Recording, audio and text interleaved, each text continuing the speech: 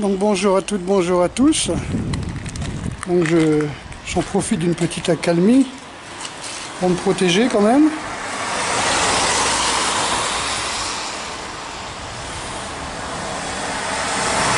En fait, il y a pas mal de vent et la pluie s'est arrêtée, mais ça tempête encore. Donc je vous envoie quelques petits messages.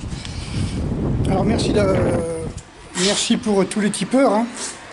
Et merci pour toutes les vues que j'ai eues sur la vidéo qui parlait des gilets jaunes, là où je donnais des conseils. Et puis j'ai vu en fin de compte, c'est pas du tout pratique, hein. J'ai donné des conseils pour une manifestation normale, à croire que cette manifestation ou place de l'Étoile, des gilets jaunes ont été parqués et gazés. Moi ça m'interpelle quand même, parce que si vous mettez étoile, jaune, parquet, gazé en même temps, ça nous emmène aux plus anciennes et plus tristes, comme on dit, événements de notre histoire. Voilà, alors en tout cas, vous voyez, je vais peut-être vous surprendre, mais je suis tout à fait d'accord avec le Premier ministre, qui dit que nous ne devons pas tolérer, nous les Français, que les symboles de la République soient souillés. Et ça c'est vrai, d'après ce que j'ai compris. Les symboles de la République avaient été souillés, et moi en tant que Français, ça m'a beaucoup touché, et en tant qu'ancien parachutiste encore plus, j'étais vraiment horrifié de voir à quel point les symboles de la République avaient été souillés. Je parle bien sûr de la fête de la musique à l'Élysée, hein. Voilà, donc vous m'aviez compris. Voilà. Bien sûr, j'encourage pas les casseurs. Donc, merci aussi à tous ceux qui m'ont téléphoné. Alors, on m'a aussi demandé est-ce que le système va s'effondrer. Alors, ce qu'il faut savoir, c'est qu'il y a une loi dans l'univers, hein, qui s'appelle la loi de l'entropie. C'est entropie, négantropie, yin, yang, anabolisme, catabolisme, hein, inspire, expire. Ce sont des lois universelle, donc qui explique que tout ce qui est aggloméré va se déglomérer, je ne sais pas comment on pourrait dire, hein. Vous voyez, vous prenez du granit, le granit au départ c'était du sable, qui a mis des millions d'années pour s'agglutiner, et qui met avec l'usure, avec l'érosion, des milliers d'années, des millions d'années pour redevenir en sable. Voilà.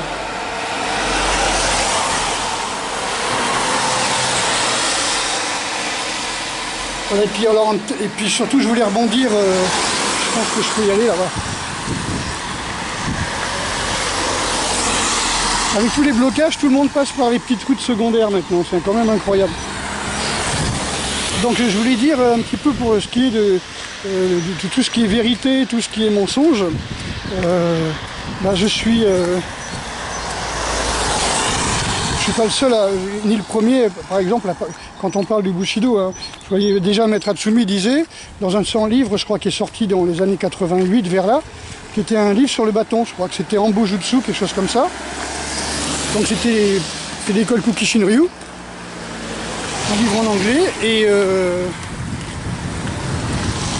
il disait que dans son introduction, que beaucoup de gens se targuaient de faire des arts martiaux traditionnels, japonais, alors que leur tradition remontait même pas à 100 ans. C'est-à-dire, si vous prenez judo, aikido, karaté, c'est des choses qui ont été faites pratiquement au XXe siècle, et ce sont des sports de combat qui sont fédérés, qui sont souvent sous forme de compétition, on fait beaucoup de démonstrations, donc on reste, et puis vendus, d'accord. C'est-à-dire qu'on reste à la fois dans la société du spectacle et de la marchandisation. Donc il faut toujours, quand vous analysez les choses, penser merchandising, la marchandisation, hein, le côté mercantile de ce à quoi vous pensez, que vous voulez analyser, et le côté spectacle. Voilà. Manipulation, spectacle, programmation, formatage. Hollywood, Walt Disney, Pixar.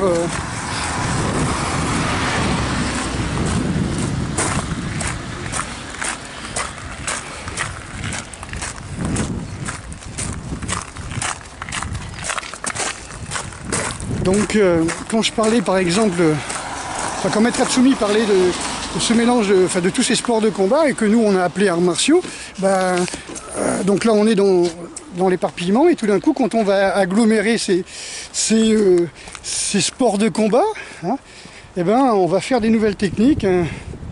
Dans notre fédération, il y a 70 arts martiaux, hein, donc des gars qui ont fait un peu de judo, un peu d'aïkido, un peu de karaté, un peu de boxe, qui ont mélangé tout ça.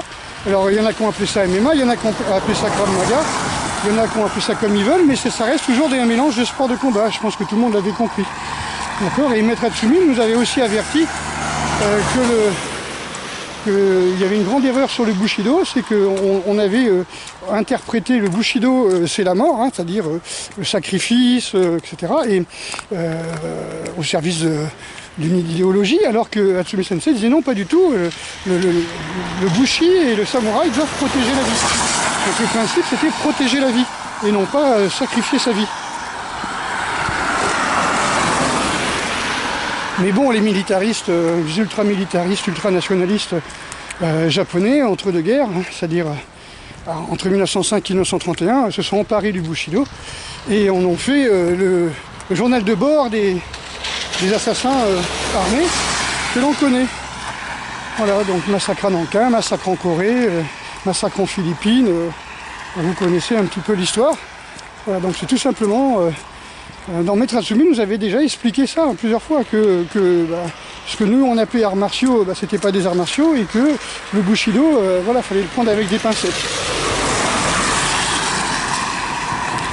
Puis, franchement, si vous voulez parler d'art martial à la façon dont Maître Hatsumi parle d'art martial, eh bien,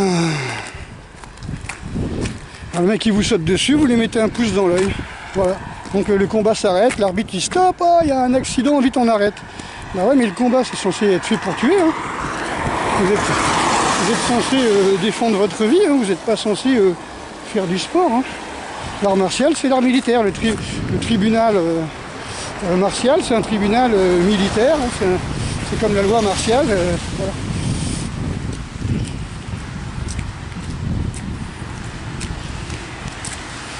Par exemple, je réfléchissais à un petit truc ce matin quand j'ai été critiqué. Alors, il y a trois couillons, hein, je pense qu'ils ont 16-17 ans, et ils ont l'habitude de troller, hein, qui me disaient que je savais pas ce que c'était que l'art du rasage, parce que j'étais pas mal rasé sur ma vidéo, j'étais pas rasé du tout, point. Il y en a qui disaient que je puais le pastis, ou le Ricard, je sais pas trop. Je fais pas la différence, j'en ai jamais bu. Donc voilà, je sais que c'est fait à partir de l'absinthe, j'ai étudié un petit peu l'histoire, voilà. En étudiant l'herba santonica, qui était l'absinthe maritime, l'herbe au santon, hein. Voilà. Mais c'est tout, quoi. J'ai étudié ça point de vue historique, je ne l'ai pas goûté. Donc je ne sais pas du tout ce que c'est et quel goût ça a, et puis ça ne m'intéresse pas. Donc on disait que j'avais une tête qui puait le Ricard, quoi. Voilà. Donc je pensais, parce que moi j'ai été critiqué, pourtant j'ai bien des gens, Chris par exemple, a bien confirmé que les poids étaient bien plus lourds, les poids de lancer en athlétisme étaient bien plus lourds auparavant, que le garçon se retrouve à la place de la fille, hein, c'est-à-dire que le poids de 6 kg qui était réservé aux filles et 8 kg pour les garçons, c'est devenu 6 kg pour les garçons, 4 kg pour les filles. Maintenant qu'on prenne qui voudra, hein, ça veut dire que les garçons d'aujourd'hui, on les considère comme ayant la vitalité ou la force d'une fille d'il y a 20 ans, quoi. Mais je vous dis, moi ce sont des fêtes, hein, et pas les fêtes de la musique, on est d'accord. Donc je disais, cette génération qui est sous-vitalisée, elle est surassistée électroniquement. Par exemple, si je vous dis tout de suite 175 divisé par 5, 175 divisé par 5, il faut à peu près 3-4 secondes pour arriver à comprendre que ça fait 35, tout simplement. Je ne vous explique pas la règle de 3, ou même simplement travailler du genre, voilà, c'est 175, pardon, c'est 150 plus 25, donc on fait 30 plus 5, mais bon, voilà, c'est des petits détails. Vous voyez, moi je me base sur des petits détails comme ça. Donc évidemment, on peut travailler de tête. Maintenant, demander à des gens qui ont 17-18 ans de faire des calculs de tête. Je vous demande par exemple de faire une division, même sur papier. Si vous faites 175 divisé par 5, évidemment sur le papier ça peut être facile. Si vous faites 175,6 divisé par 43,04, là je vous garantis qu'il n'y en a pas 36 qui vont arriver à le faire. Vous en prenez 100, à mon avis, il n'y en a pas beaucoup qui vont arriver à faire ce genre de division qui pourtant est était la base que tous les enfants savaient faire, hein, je veux dire. Je sais pas à quelle classe on apprenait ça, mais en 6e, on savait au moins faire ça, quoi, à 11 ans. Voilà, c'est pareil. Là, par exemple, là où je suis, je peux déterminer où est le nord. Il n'y a pas un pet de soleil, vous voyez, mais je peux déterminer où est le nord parce que je sais où est la plage. Je sais où est Royan. Donc Royan, je sais que c'est à l'ouest de Saintes. Hop, je sais que l'ouest est là-bas, donc le nord est là-bas. Et je ne peux pas me tromper. On va essayer de demander à n'importe qui maintenant, dans une rue, de savoir où est le nord, où est le sud. Ouais, c'est des détails, hein, mais bon, ça c'est des choses que tout le monde savait faire avant, quoi, que tous les voyageurs savaient faire, tous les gens, tous les paysans. Si on a massacré la paysannerie en 14 et en 39, en 40, on disait toujours la guerre de 40, voilà, c'est pas pour rien, quoi. Il fallait flinguer tous les gens qui étaient autonomes. Donc pour ça que je fais mes stages, hein, c'est pour se réapproprier la vie, se réapproprier le vrai. Une fois que vous connaissez le vrai, bon, c'est beaucoup plus facile. Merde, je vais arriver sur une tente, il y a un SDF qui dort dans une tente, il est à l'abri des haies, et moi j'arrive comme un con, et je vais passer devant lui. Si je pouvais l'éviter pour pas l'emmerder, mais j'ai bien l'impression que non. Donc je vais passer par lui. Voilà, faut se réapproprier la vie par la simplicité, tout simplement. Donc sinon on va finir comme Wally, comme on me disait récemment sur un message privé. Hop. On va finir comme Wally, hein. C'est-à-dire assis, complètement déconnecté de la vie, à communiquer par SMS et par téléphone et par ordinateur, parce qu'on n'a plus aucun contact avec le vivant, on n'a plus aucun contact avec les gens. Donc ça rend les gens complètement mythos, hein. Ils vivent dans leur truc. Et puis aux gens qui me disent qu'ils peuvent pas bouger pour venir par exemple à mes stages, moi je suis vraiment désolé, mais je sais pas à quel point vous en êtes, mais moi quand je bossais ou même quand j'étais au chômage, je bouffais du riz et des cacahuètes pendant des années. Voire pendant un an, je bouffais que du riz et des cacahuètes et pas tous les jours je mangeais. Parce que mon but, c'était d'aller voir Maître Hatsumi. Mon but, c'était d'aller au Japon. Parce que je voulais voir le numéro 1 de la discipline que je pratiquais. Voilà, et je faisais ce qu'il fallait pour ça. Et donc je pense qu'on est tous face à nos priorités. Quand on me dit qu'on peut pas supporter par exemple 5 € de moins d'APL par mois, bah oui, mais quand on a des pompes à 250 € et des tablettes à 400 €, 500 €, des smartphones, etc., bon, voilà. Et si vous êtes habitué avec ça, vous ne pourrez plus vous en passer. Comme je dis, essayez de travailler, faire des divisions à 2 chiffres avec des virgules de tête, ou même sur papier, beaucoup n'y arrivent pas. Voilà, donc c'était juste une petite vidéo pour vous remercier déjà, hein, voilà. Et je voulais faire ça avant la nuit, j'ai reçu pas mal de coups de téléphone encore aujourd'hui. Et merci beaucoup de votre soutien.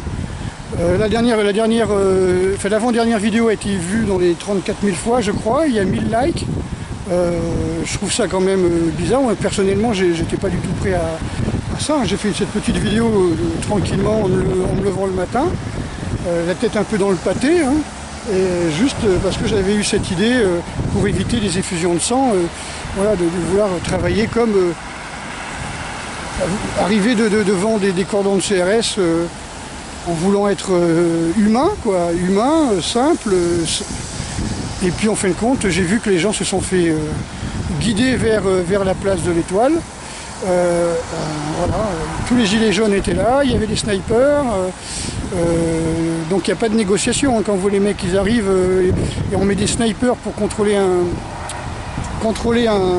une foule qui est désarmée, où on sait que la plupart des casseurs c'est des professionnels. Voilà, donc je trouve ça un petit peu gros. Bon, il se remet à pleuvoir, donc là il faut que j'ai de l'administratif à faire, en espérant que la préfecture ait tout de même au moins une boîte aux lettres. Il ferme à 4 heures, mais bon.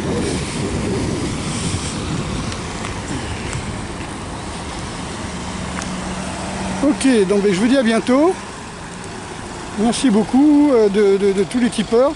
Alors c'est sûr, hein, 34 000 vues, si chacun avait donné 1 €, ça aurait été super. Si tout le monde avait donné 10 €, ça y est, j'avais le dojo, hein. Le club avait le dojo, il pouvait acheter une maison pour faire un dojo, avec bibliothèque, atelier, forge, pour tous les stages. Ok, bon ben je vous dis à bientôt parce que là vraiment il flotte. Allez, bonne soirée.